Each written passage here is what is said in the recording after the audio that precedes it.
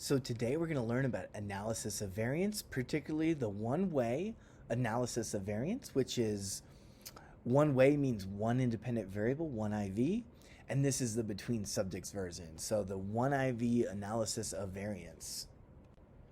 When do we use the one-way ANOVA? When you have one IV with 3 or more groups. When you have one IV with 2 groups, you use a t-test. And of course, between subjects design. The null hypothesis is that the independent variable has no impact on the dependent variable in the population, so you're predicting that your 3 or more population means are all perfectly identical. Your p-value less than 0.05 is significant. That means the IV has some relationship to the DV in the population. We reject the null, which is just saying that you think the IV has a relationship to the DV in the population. This is how science works. Greater than 0.05, we know nothing. You know, the null could be true, or we did bad science. The effect size is called eta squared. It has a little Greek n with a square above it. You'll see it in the outputs. It's the proportion of the dependent variable that was impacted by the independent variable. Proportion times 100 is percent. So small value is 0.01, or the IV caused 1% of the DV. In a true experiment, you can say cause, or the IV was associated with 1% of the DV. 0.06 is medium, so the IV caused 6% of the DV, or it was associated with 6% of the DV. 0.14, that's 14%, that's large. IV caused 14% of the DV, or the IV was associated with 14% of the DV. Now, in terms of eta squared, statisticians, Daniel Lakens particularly, has suggested that we should use 90% confidence intervals of eta squared because those will contain the population effect size 95% of the time. It is what it is. You can test statistical definitions with data like we talked about earlier, and essentially we should use the 90% confidence interval of eta squared.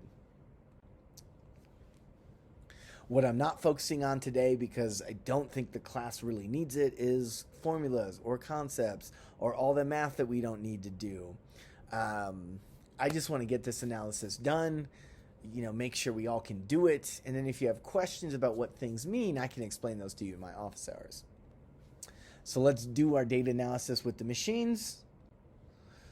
Before we get there, Jamovi data entry is really important, all right? It's always 1 row per participant. Now, 1 row is a horizontal in a spreadsheet. A column is an up and down in a spreadsheet, okay? So let's just get into the practice of putting participant identifiers in our data files, because this will help you enter your data. And we often collect numerous DVs from participants, not just in... Numerous DVs does not mean it was a within subjects variable necessarily. You might have collected multiple DVs. And these are all in the same data file. So what you see here is for your data files, for your experiments, please put everything in them. Please put everything, like if you do a scaled score, don't just put the scaled, like keep a record of all your data in a data file. I don't care if it's the one you turn in for lab, because you're going to want to have all your data eventually to do better analysis or more complicated analysis after this class. So trust me, keep all your data in a data file. So let's say this is what I have for one participant. Let's say one participant, it was me, was randomly assigned to condition A. So I know they were in one of 3 conditions, condition A. The second piece of information I have is that they completed a self-report DV on a 1 to 5 scale and scored themselves a 3. The next thing I know is that they completed an implicit reaction time self-esteem IAT score. This is just a fancy reaction time test, and their score was 0.7. The participant also had my mom rate me on self-esteem, and she rated me at 5. Thanks, Mom. Don't know if that's good or bad. These aren't real data, but it's still funny. All right, so exercise now. I want you to get out a piece of paper and label all the columns of your data file in Jamovi and enter this data into your fake Jamovi on a piece of paper, okay? How many variables are in Jamovi? How would you enter this data 1 row per participant? You only have 1 row of data. Pause the video now. Now for mine, what I did was I created a participant column, put my name in it. What condition was I in? I was in the A condition.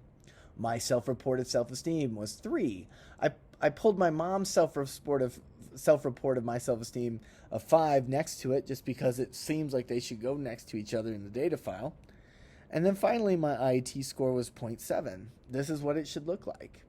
And for every participant, you just got to figure out how to get all their data into the data file, 1 row per participant. Now, this is the data file we will be working with for today. If you notice, each participant has their own row.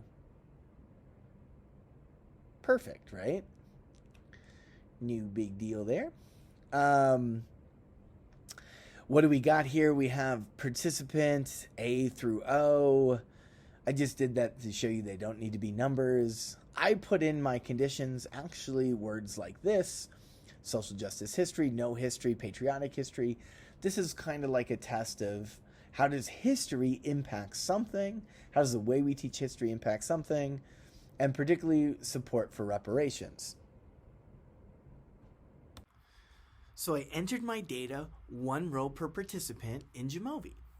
Participant A, they were in the social justice history condition, and their reparations score support for that was 5. Participant B, also in the social justice history condition, their support for reparations was 4 on a 1 to 5 scale. What you will notice here is that in the between subjects design, I do have that participant column. That's just keeping in check the fact that every row is 1 participant. So if I notice that I have the same participant in 2 different rows, I messed up my data entry. My second condition, or my second column, is the condition column. That's my IV column. So all my IV information is in that column. The way I've placed the data into Jamovi, it has social justice history first, no history second, and patriotic history third. The reason why, if you double click on my condition variable, you will see that social justice history is first because I expected them to have the highest reparation score. My no history is second highest. My patriotic history is third. I expect them to have the third highest reparation scores. Then we have our actual dependent variable, and that is simply entered as we enter it, right? The important piece here is if you're looking for patterns, number 1, the pattern is always 1 row per participant. I entered in every piece of information I had about each participant. In this case, because it's a between subjects design, I have 1 column that's my IV and 1 column that's my DV. That's the beauty of the data entry for a between subjects design. Within subjects gets a little different. We want to do the one-way ANOVA, but I will not use the one-way ANOVA command in Jamovi because it doesn't give us as good results. It doesn't give me, it gives you the same p-value and stuff, but it doesn't give me the breadth of results I want you to have. So I'm telling you to do something different than the lab tells you. And so essentially, analysis, ANOVA, click that. So the first thing we have to do is put our dependent variable in the DV. I called mine repair for reparations. The IV is fixed factors. I wish they just called it an IV, but they don't. I click eta squared, and I click that little box, in that little arrow next to estimated marginal means, and this stuff shows up. It's only showing a little bit of it. There's more underneath, but you got to click your condition and put it under the term. Now, underneath that, you want to change your error bars to standard error. You want to click that box next to observed scores. You want to click that box next to marginal mean plots. And you can leave the equal cell weights option open. Ultimately, at the end of the day, now we're seeing our output. So, like everybody, like even me, I struggle with this. I can't help but not look at that p-value, right? Ignore that for a second. We got to ask ourselves if we even should be looking at that p-value. What are we looking at? What's the data pattern tell us?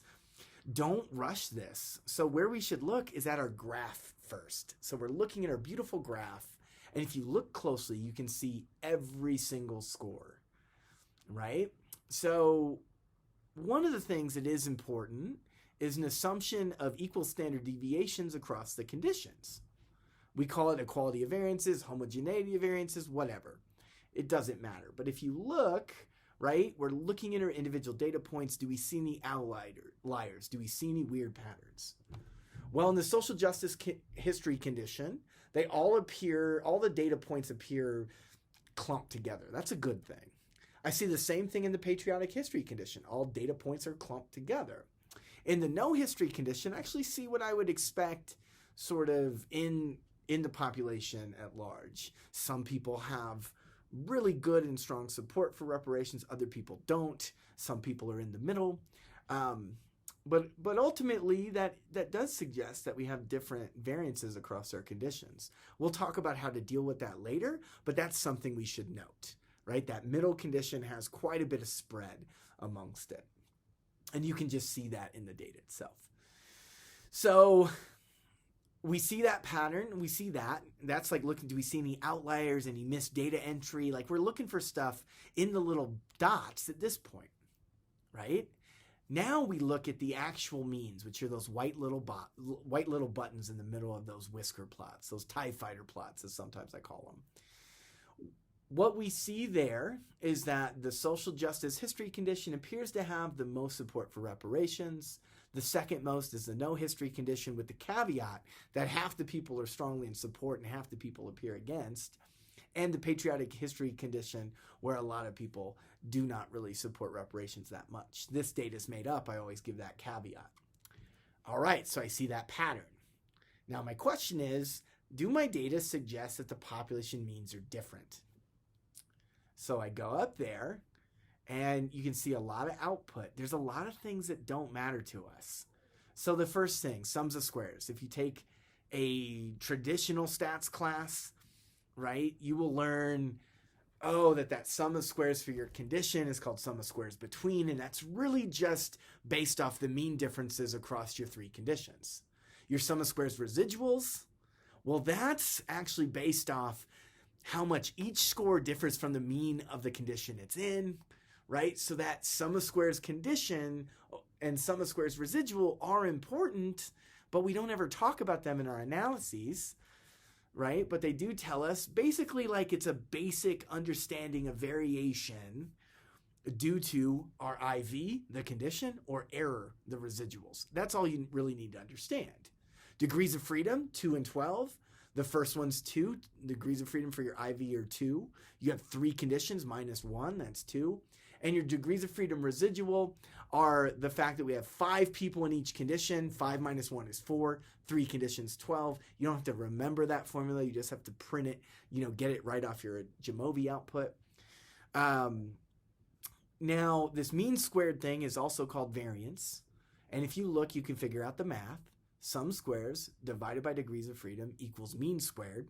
Mean squared is a synonym for variance. Okay, so the variance due to our condition, our IV is 7, and the variance due to error is 1.7667, right? The F ratio is simply the mean squared or variance of the condition divided by the mean squared residual, and you get your F statistic. That simply tells us the variance due to our condition is 4 times the size of the variance due to our error. That's all it's saying. Nobody talks about it that way. I figured I'd let you know. What do we care about? We care about the p-value. That is significant. That significant p-value tells us that there is some difference among these 3 population means, but we don't know where those differences are. We're going to have to do more tests to figure out which specific means are different from each other.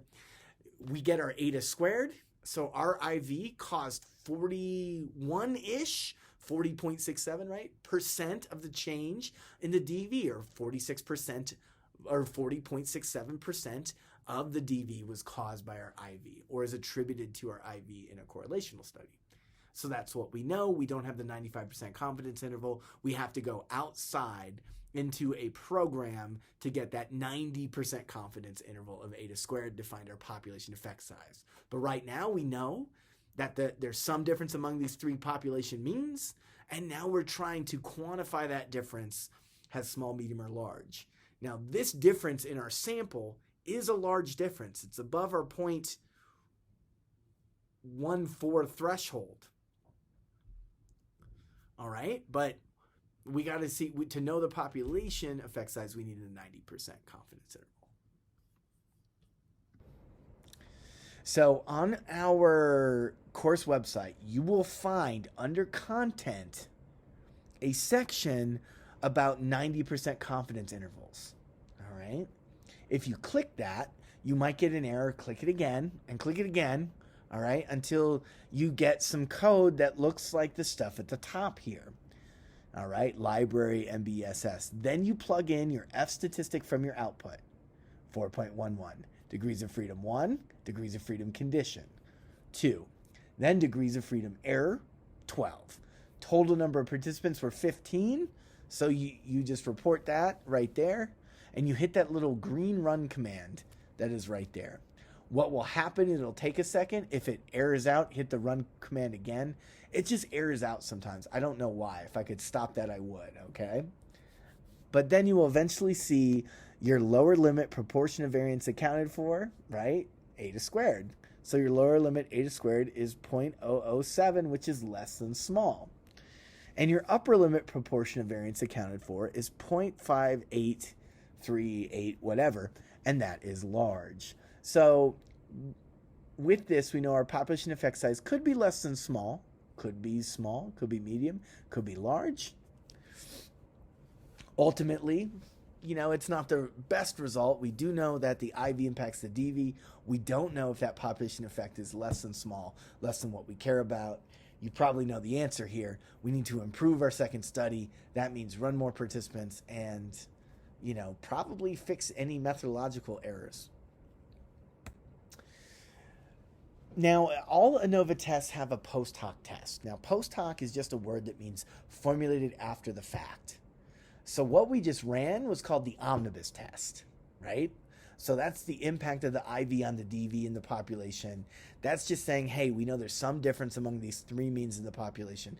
We don't know where it is. We need to run a post-hoc test to figure out where that difference is, what means are different from each other.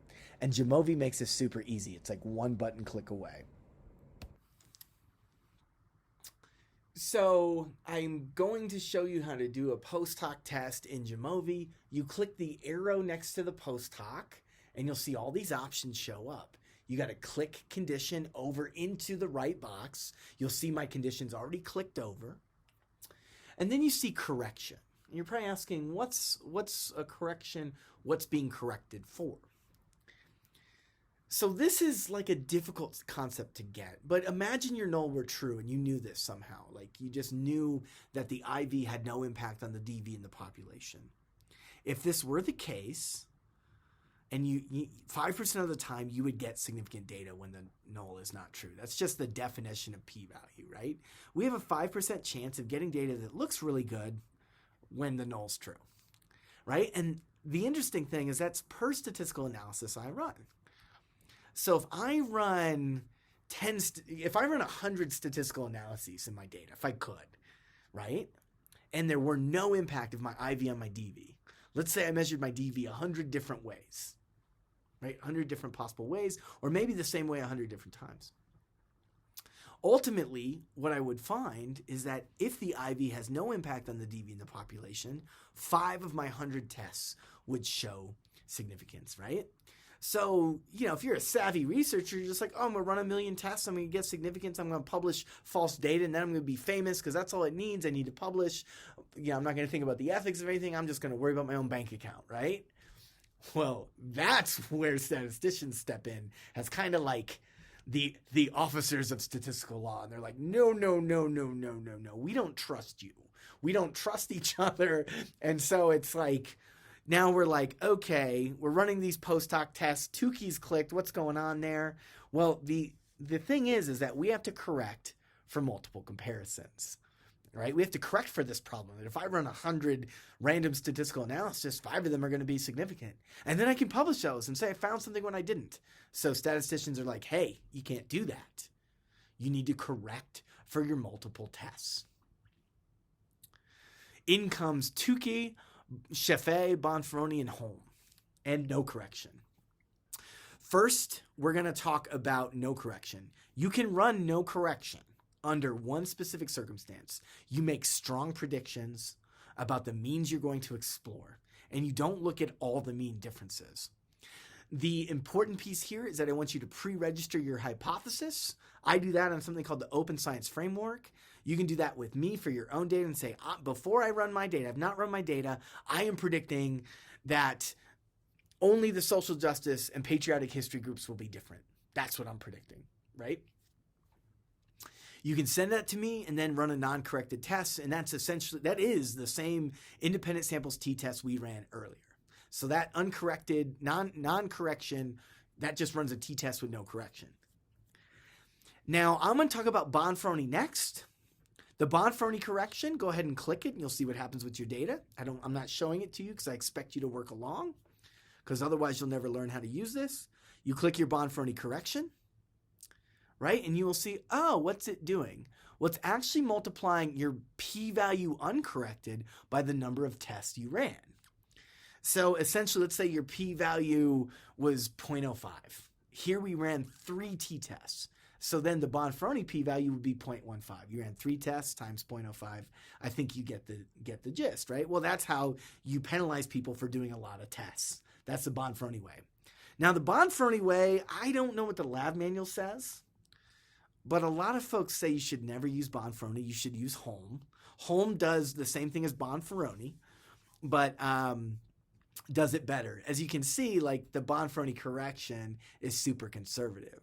If you run 20 tests, you got to multiply your p-value by 20 and then still reach p less than 0.05. So you have to have tiny p-values for Bonferroni to show significance if you run a lot of tests or have a lot of conditions. So, some people, Holm has fixed some of these issues. It's actually called the Holm-Bonferroni correction. So Holm is what folks suggest using over Bonferroni because Bonferroni is just too conservative, leads to too high of p-values like all the time. That's what people suggest.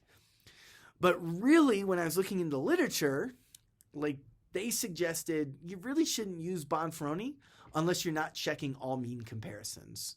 The reality is that we are probably going to check all our mean comparisons. We're probably interested in all our mean differences. So that's leaving us with Tukey and Chaffee.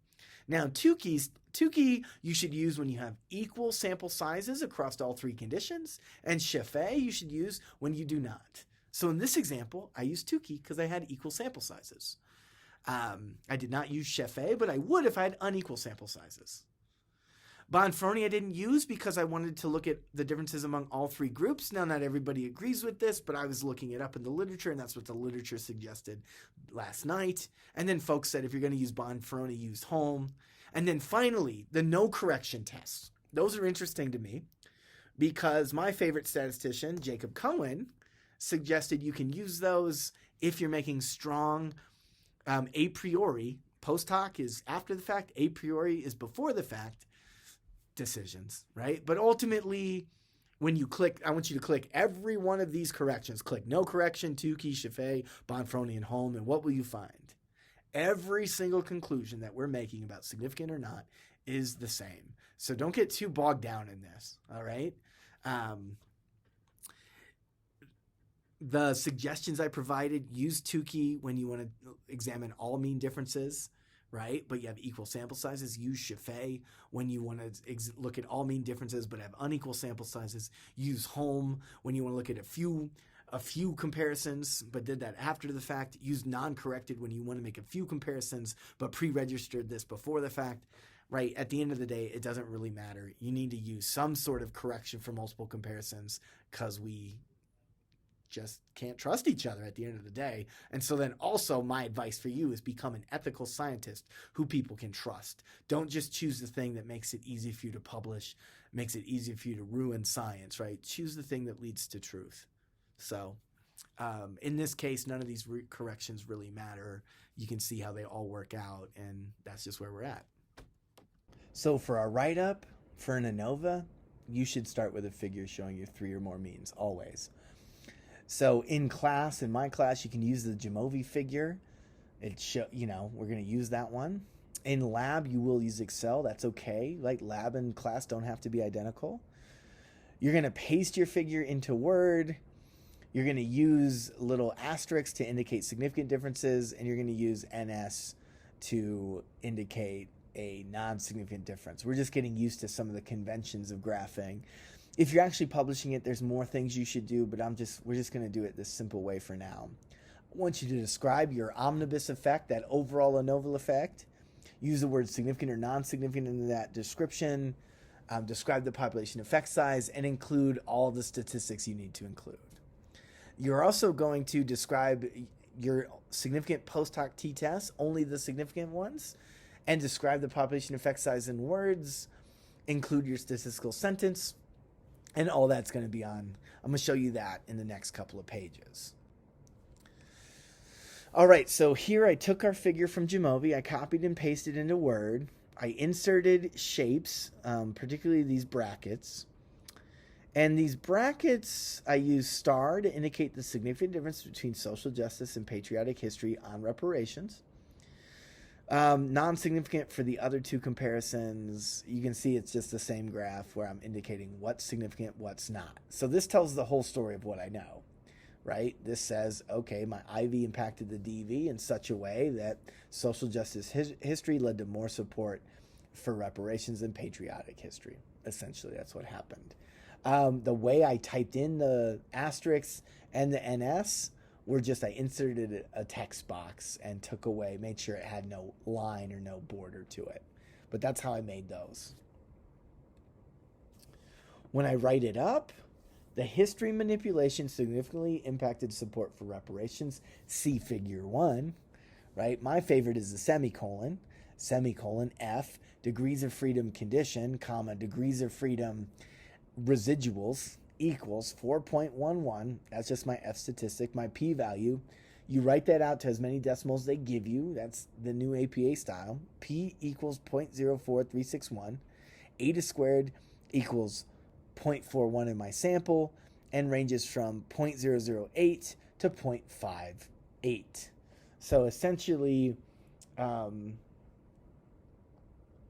what I know here is that the population effect is between less than small and large, and I put that in there. The one thing I am going to tell you, because I don't like to lie to students, is that's for me and for you to make sure you're learning what this means. When you actually write it up for publication in the future, that little red sentence won't be there, but that's fine.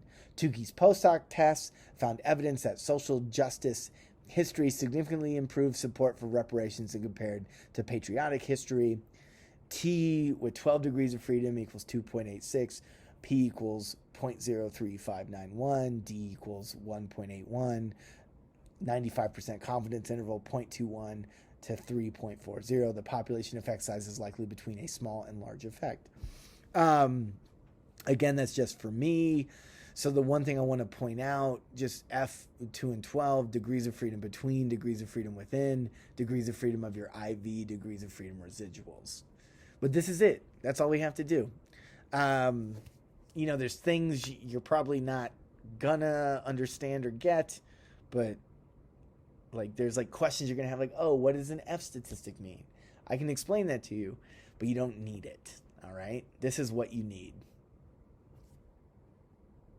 I want to clarify, I did make a decision that seems contradictory with what I told you before. Now, here, I could have written 0.01, right, for that confidence interval of eta squared. The reason why I didn't do that, and I chose 0.008, is because technically we didn't cross 0.01, right? Technically, our effect size is less than small. So this is just a special case where I didn't want to lie with my data. That interpretation becomes, this is a good effect if I go 0.01. It's not a good effect. It's less. It could be less than small, just barely, but still, I wanted to make sure that we understood that this was less than small.